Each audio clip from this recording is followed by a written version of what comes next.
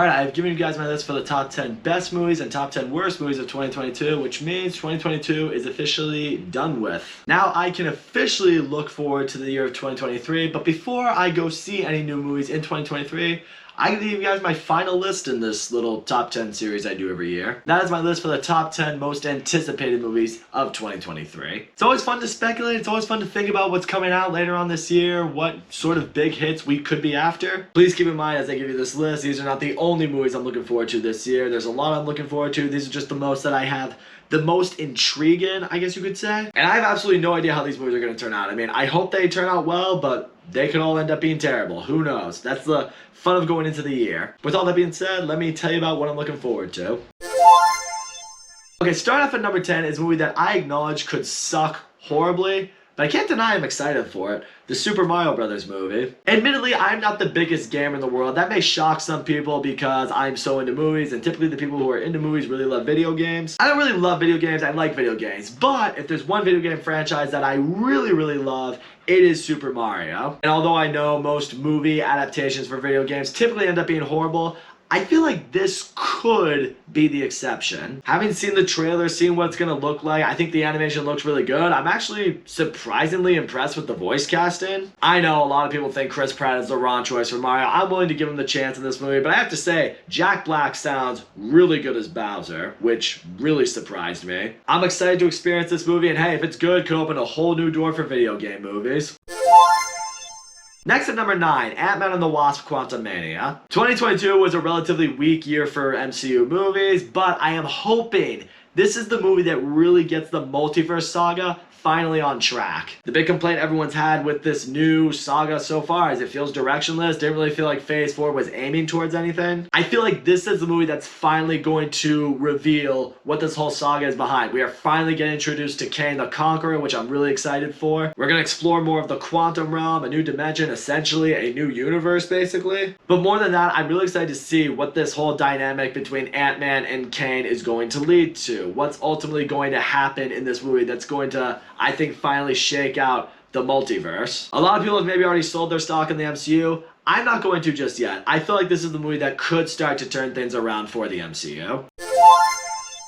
Number 8 is another one of those movies that could be terrible, but I'm really hoping it's not. Indiana Jones and the Dial of Destiny. I love the Indiana Jones trilogy. Raiders of the Lost Ark and The Last Crusade. I think they're two of the greatest movies ever made. It was a great trilogy, and then Kingdom of the Crystal Skull happened, and it's just so bad. But part of me is hoping the reason this movie was made is because deep down, the studio knows they can't let Harrison Ford go out as Indiana Jones with Kingdom of the Crystal Skull. It's like, let's bring him back one more time for one last go at it. Let's send out Indiana Jones with the goodbye that he deserves. Harrison Ford's back. From what I've seen in the trailer, it looks like he's still got it. Hearing the music again, seeing the action, it brings out the nostalgia that's in me. You got Mads Mikkelsen cast as the villain. I think that's a great choice. We all know he plays a great villain. You have James Mangold directing it, and he has had a really good track record as of late. I'm hoping with all that coming together, that means we get a great Indiana Jones movie. I recognize that could not happen. This could very much be the Matrix Resurrections of this year. But I'm holding on to hope that they've learned from their mistake and they want to give Harrison Ford the send-off he deserves as Indiana Jones.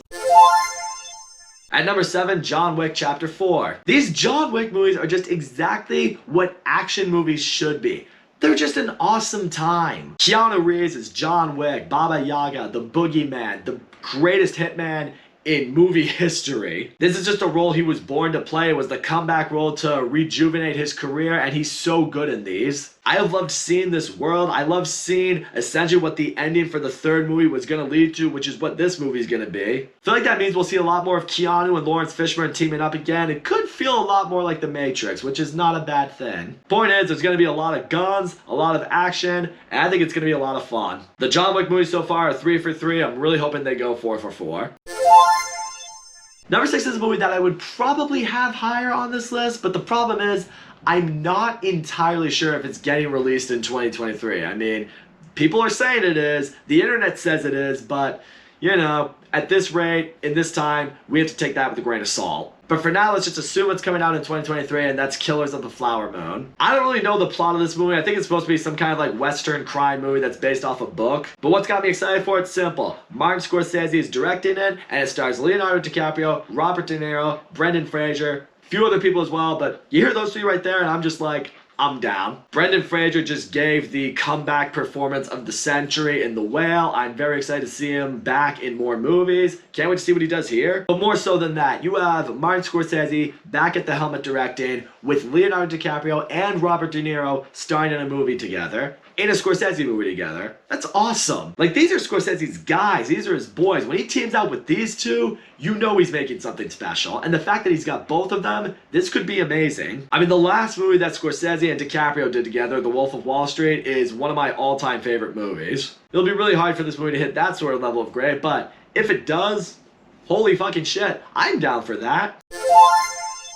Number 5 is the concluding chapter to everyone's small little band of heroes that came from Marvel that nobody knew about for the longest time, Guardians of the Galaxy Volume 3. I am so happy that James Gunn came back to direct this movie. I'm so happy Disney decided to rehire him.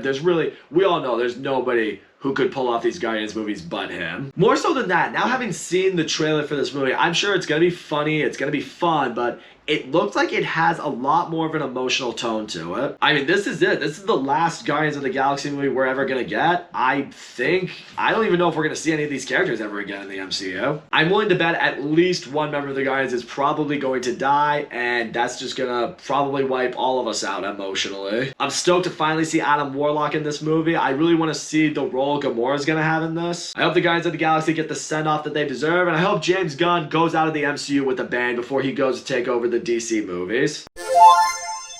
So I say this all the time on my anticipation list, like this isn't a prediction of like movies that are gonna make my top 10 best list at the end of the year, but these next 4 movies on my list, I'm prepared to bet money that all 4 of them are going to find a spot somewhere on my top 10 best list of 2023.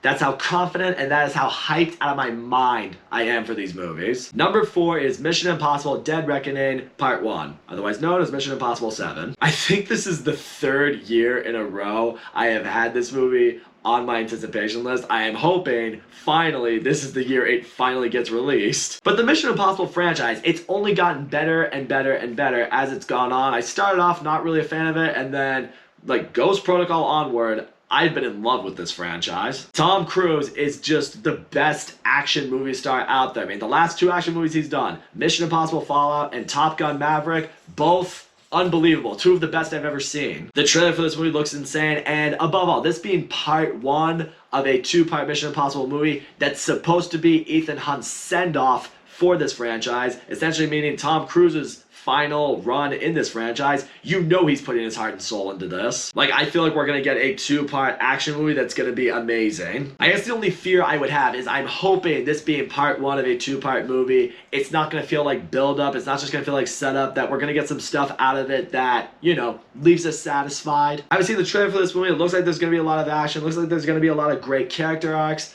I think this is going to be a really good one. The beginning of the final chapter in Tom Cruise's time in the Mission Impossible franchise.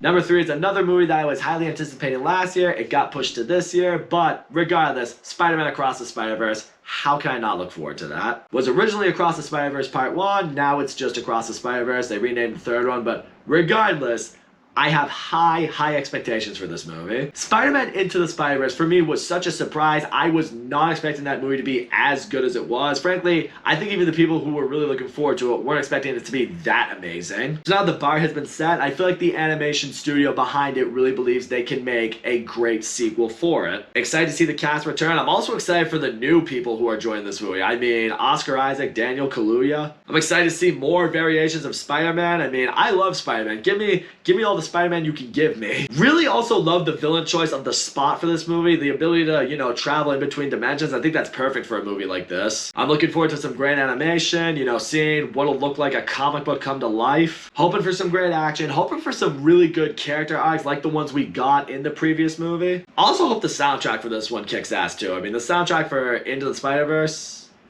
awesome. Into the Spider-Verse was something special. I believe this one can and will be too.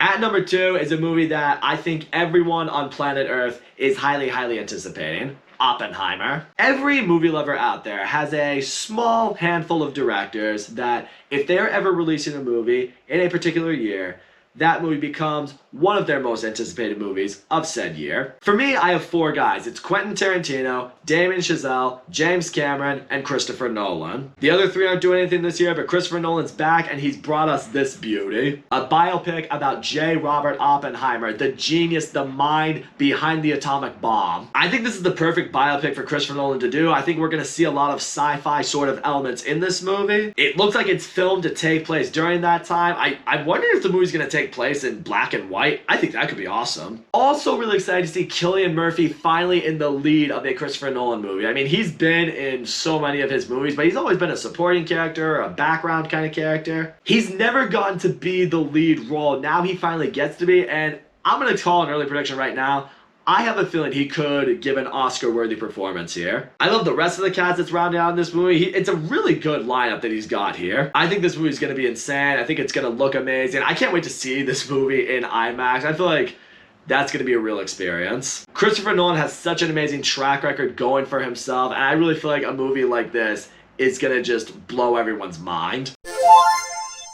But here we are, my most anticipated movie of 2023 is actually not really a sequel, but more of a continuation to what was my favorite movie of 2021. That's right, we got Dune Part 2. Dune Part 1 was pretty much everything I was hoping it would be. It was epic, it was grand scale, it was this incredible introduction to this amazing galaxy. It was an amazing sci-fi spectacle. We've been introduced to all these characters. We've been introduced to this galaxy, and it ends without really a whole lot of closure. And now, thank God, that movie was a massive success. We are getting the follow-up. We are getting Dune Part 2, and we are gonna see how all these stories conclude, or at least conclude in this movie, because really we've only had half of one movie here. I can't wait to see more of Timothée Chalamet in the lead role. I loved him as Paul Atreides. I'm excited for Zendaya to have a much bigger role in this movie. I'm excited to see more of this galaxy be explored upon. I'm excited for the insane action I'm sure we're gonna get in this movie. I'm really, really excited for the new characters that are gonna be in this. I mean, new people joining this movie. I mean, Austin Butler, Florence Pugh, Christopher Walken as the Emperor. It was already an insane cast, and now they just added 3 powerhouses to join it. I mean, how can you not be excited for this? I cannot wait to see this movie. And like I said, I genuinely believe that if they do this right, when you take Dune Part 1 and Dune Part 2 and splice them together, it's going to feel like a sci-fi version of Lord of the Rings. Lord of the Rings is just considered this 12-hour fantasy epic. I think when all is said and done, Dune is gonna feel like this 5-hour sci-fi epic. In fact, I really hope theaters do that. On opening day, I'm gonna try to find a theater that's gonna do a double feature, because I really, really want to experience both movies back to back as this one colossal movie. Denis Villeneuve has been killing it with sci-fi. Blade Runner 2049, Dune Part 1. I really feel like Dune Part 2, he's really gonna get to show everyone this is why I believe Dune is the greatest movie I have ever made, and could go down as one of the greatest movies ever made. That is genuinely what I believe in my heart of hearts, that Dune Part 2 is capable of adding to Dune Part 1. So there you have it. Those are my top 10 most anticipated movies of 2023. So don't forget to leave a comment. Let me know the movies you're really excited for this year. And yeah, let's finally get this year underway, guys. I'm very excited to finally see what 2023 has in store for us. Whether it's the movies that I listed, or the movies that come out of nowhere and just blow us away. And also, don't forget to leave a like and subscribe, and I will see you all next time.